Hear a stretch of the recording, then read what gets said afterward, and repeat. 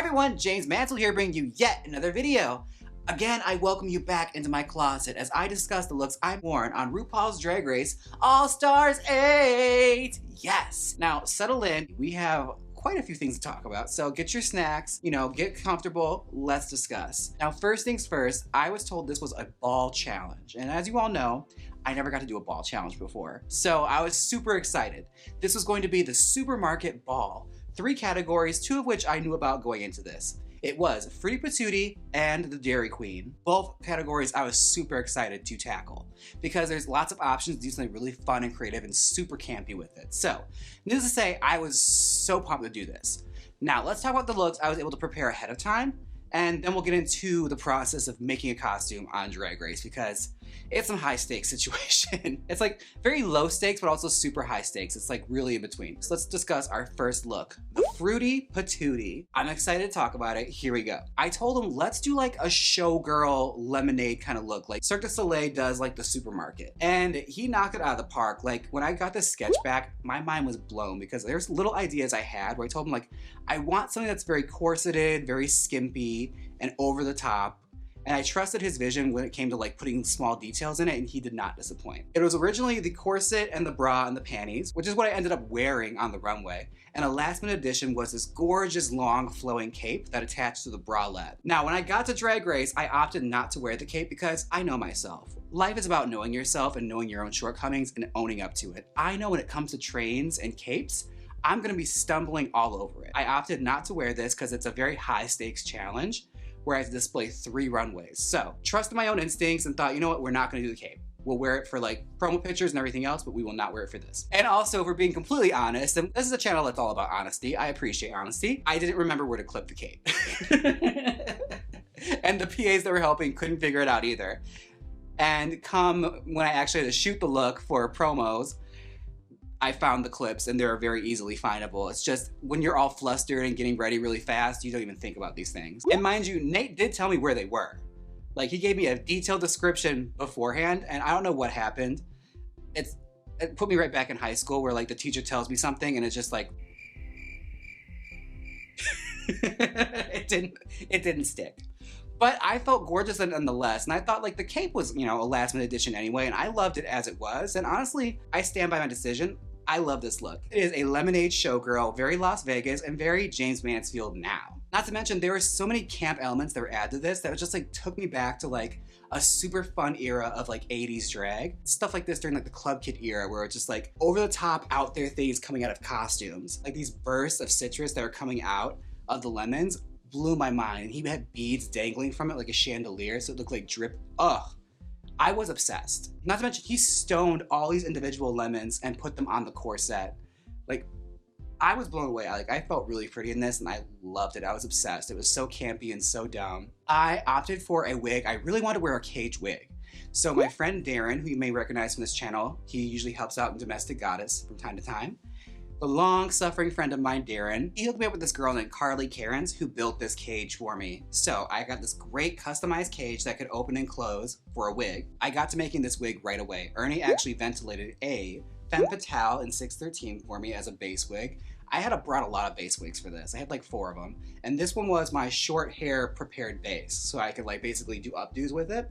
And that's exactly what I used it for. We put a curl pattern in it to give it like a Maryland set. I did like a couple demos here at home where I was able to see how fast I could pin it on in a fix. And I was really impressed with myself. Like I managed to get this wig pinned on within like 5 minutes. And then also dress the hair up around it to make sure it blended and you didn't see any seams. Like I was really proud of myself. The wig was hot glued, like tracks all over it in like curl patterns. And I also got little like lemon slices from Amazon and tried to stone them the best way possible to match all the ones that Nate did. And inside the lemonade was little lemonade props that I got from Etsy, and I bought a couple of these because, well, when they arrived, the lemonade inside the little cups looked like pee. So we had to go through quite a few to find one that looked like lemonade and didn't look like I was drinking urine. Not the kind of image I was trying to put off on the runway. And that is our lemonade Fruity Patootie look. I was really happy with it. Let's move on to our next look. The next look is the Dairy Queen. This look we also went through quite a bit of evolution. I had gotten a bunch of costumes from Paloma Fox, who's done stuff for me in the past, like my Spring is Sprung runway from season 14. She did that for me, and she also did my original finale dress from season 9. I love her work, and she's a good friend of mine that goes all the way back to Milwaukee. Now, she had sent me a bunch of outfits to like use, like, you know, for whatever what might fit for. She sent me a cowgirl outfit that was like cow print, very Selena, very beaded, very fringy, very just, you know, great for a Dairy Queen look. I was like, you know what, this is great. But she also sent me this look, which I was obsessed with. It was like super avant-garde, like A-line dress, white mini skirt, very 60s with like these gigantic handprints all over it that were stoned and this gigantic hand boa. And I was saying to myself, like, this is too goofy not to take with me. So I brought it with me for Drag Race as a backup for this, because I thought could be like a really avant-garde take on like Dairy. Like go really, really 60s with it, very pop art. And as I was in the workroom, we were all going around looking at each other's outfits, and I saw that there were quite a few cowgirl looks while I was there. And I kept thinking to myself, like, I can't wear the cow look. I don't want to be like the fourth girl on the runway with a cow look. Like, it's not gonna work. Like, you want to stand out here. So I took it upon myself to get a little crafty. Now, to tie in milk and dairy with this look, I brought home a bunch of supplies from the workroom. I brought home a couple of pizza boxes, as well as brown pantyhose that were in the stash pile for you to grab. And I had tan spandex that I brought with me in my suitcase of spare fabric. While back in my hotel room all night, I was cutting out these gigantic, like animated cookies. So like gigantic, you know, chocolate chip cookies that I then super glued into the hands to hold them up, so that when I practiced it in the hotel room, it looked like the hands were dipping it. So I could play around with that on the runway, like the cookies were dipping in the imaginary milk. Like, I was obsessed. Like, as soon as I put it all together, I was like, okay, this could work. The way I like imagined this in my mind, it's sort of like one of those crazy designers like Edwina Monsoon from AbFab would have been obsessed with. Like, oh no, darling, you have to come see them, okay? Like one of those artists her PR firm would have represented on AbFab. It's what it gave me when I put it on. As far as the accessories go, the hair was by me, also one of the several base wigs that I brought that I could pull back into a ponytail. Signature Jaymes with the braid, and I had created this little bouffant that was a little longer that bubble flipped up, which gave it like this fun, twiggy 1960s vibe, which really tied into like the 60s model of it all. I wanted it to be like a celebrity walking the most obnoxious fashion show ever. The theme is strawberry milk, darling. Supermarket, darling. All right, this has been the Dairy Queen. Let's move on to our final outfit, and honestly, what was a far more challenging task to take on than I thought. We're gonna do Supermarket Supermodel is the assignment that was given to us, and they brought in all sorts of found items from the grocery store. Now, everyone ran and took pickings of all this, and even I did too. Like, I darted for that, just trying to find anything that was fabric as a base. And I settled on pillowcases. I found them in a bag, and when I opened up, I had like 4 lavender pillowcases, and I thought I could at least make something of a base out of this. And they also provide you with like corsets and bras and stuff to use for like foundation garments. So I found one of those old vintage bullet bras, like, you know, the ones that clip in the front that like someone's grandma would have had. I know this bra very well because I used to use this bra back in my early days of drag. And I know if you dress it up, you can do a lot with it. And I just started bouncing ideas around in my mind about what I could possibly do for this. I couldn't get this song out of my head that I love. It's an old girl group song by Honeycomb called Girls, It Ain't Easy, where the whole theme of it is basically like, it ain't easy to keep your man satisfied. We work our fingers to the bone. Woman's work is never done. It's just like, what if I do like a housewife kind of thing? Like, I couldn't get this character out of my mind of like a supermodel, superhero housewife. So that's what I took with me, and I thought, okay, I'm gonna pull inspiration from artists I love. Like, I mentioned the RuPaul. I really love the visual artist, Allie Willis, who's best known as being a songwriter, but she had this whole other career as a visual artist where she would take like found materials and make this amazing kitschy camp art. She also was a set designer for Pee-wee's Playhouse and Just Say Julie for Julie Brown on MTV. So I was like, I love that kind of out there style. Like, you just can't help but look at it, and it's so cartoony and fun. You know, like taking things from your kitchen and building a chair out of it. Like, I love that kind of stuff.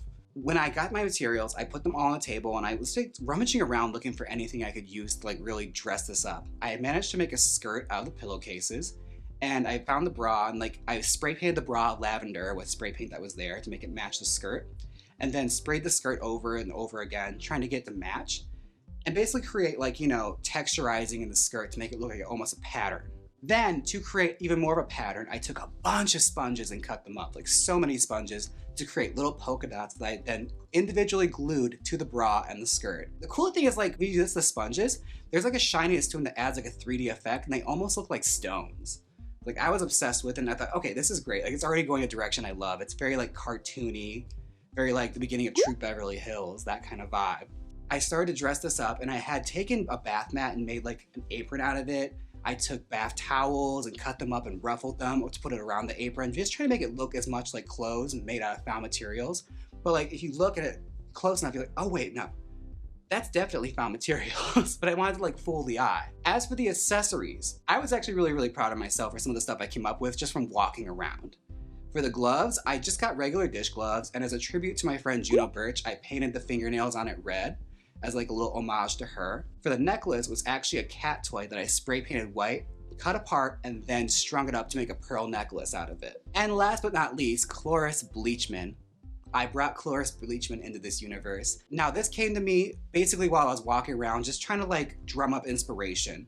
I had taken a break from my work because I just needed to like walk around and like decompress and just regather my thoughts and figure out what I was going to do. So I was looking around at all the materials that were left that nobody wanted. Now I looked around and I saw a lot of girls were going like a food route. So I decided I want to go somewhere different. Let's pick a different aisle in the supermarket. So I thought, let's do the cleaning aisle. Like that's one that everyone seems to be ignoring, and there's lots of stuff left that you can use to make an interesting character with. Like I saw bath mats, I saw towels, I saw sponges, like there's stuff here. Okay, I could definitely make something out of this. Like the puppeteer in me is screaming out like, girl, you've done stuff with way less, you could make this work. So I was looking at all the found materials that nobody had used, like the ones that were just left behind. And inside some of the boxes were these fake plastic eggs. And like, I don't know what happened. Like if you're a puppeteer, you know, if you build, you get puppet brain that starts to go. I looked at it, it's like, those are plastic eggs. Those could be eyes. And like, I picked them up, like, is there another one? I put them together, it's like, it just started working automatically. It's just like, okay, it's a puppet eye, it's puppet eyes. What could I put these on to make a puppet out of? Because Ruth's been saying she wants to see a puppet now. So I looked around the room and I spotted these little like fake prop cleaner bottles. Like they brought them in, they're like props that are used in movies and TV shows. They put in the background and make it look like it's real, you know, products. I found it and I thought, okay, this could work. I put it on top, I was like, oh yeah. I cut open the bottle so that they could create like a puppet mouth, spray painted the inside black, and then just got to town making a puppet. It was made out of like a bonnet, like a shower bonnet for its eyelids. I used rickrack to make, you know, eyeliner on it, and then just sharpied on pupils and added some eyelashes and used whatever little elastic I could find to make like buck teeth, just give it some character. And voila, the super mom now has a sidekick, Cloris Bleachman. I would love this look. I was really proud of it. I thought it was super creative and I had a lot of fun making it and even walking in it. And mind you, this was a challenge. I didn't think this was gonna be as challenging as it was. Like making stuff in Drag Race under that pressure, I'd never done it before. So like as soon as I got out there and started doing it, you're surprised at how little time you actually have to do stuff there. And like how much time it takes to actually create something, especially if it's not conventional materials you're used to working with. Like it's hard. Like props to all the girls that did it in past seasons. Like this was super freaking hard. But I made it through and I was safe this episode. It devastated me, but you know what? It's fine. It's fine. It's fine. It's fine. It's fine. That is how it is sometimes. I loved my outfit and I was super proud of what I actually created in such a short amount of time. Like we all got no sleep working on this challenge. Like I was up till 3 a.m. working on this and stoning the outfit. So it's all good. I shouldn't say stoning, and sponging the outfit. But it was a lot of fun and I wouldn't have traded it. Like again, like it's amazing what you're able to come up with when like, you know, your back's against the wall and you have to come up with something creative. And that was my supermarket supermodel look. I hope you guys enjoyed it as much as I enjoyed making it. I was super proud of all these looks and I'm so glad I got to display them all for you in this ball challenge. And I survived my first ball challenge. Like, come on, this is so cool. Be sure and stay tuned for the next one. And don't forget to like, comment, and subscribe. And until next time, bye! Click here and watch DragCon Day 2 or watch DragCon Day 1. Come on, click it, you know you want to. If you don't click it, I'll make you wear an outfit made from found materials. So click it.